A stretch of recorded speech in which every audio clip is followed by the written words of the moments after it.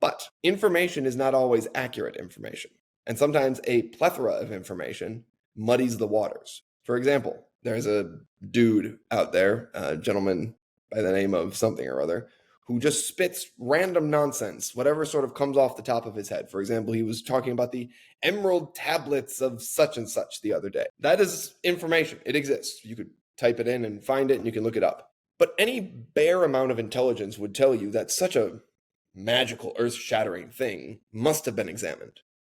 So intelligence would tell you, I better dig into that more.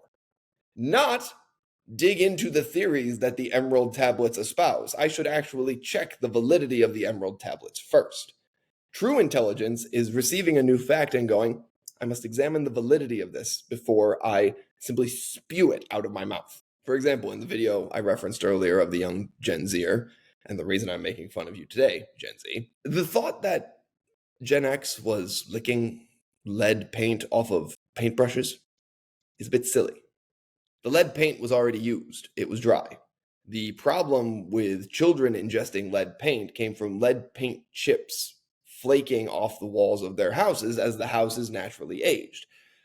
Asbestos. The problem with asbestos was that as holes began to get punched in asbestos insulation, it entered the lungs and it became airborne. You would investigate it and you would see non-friable and friable, and you'd learn all these fun little things about asbestos.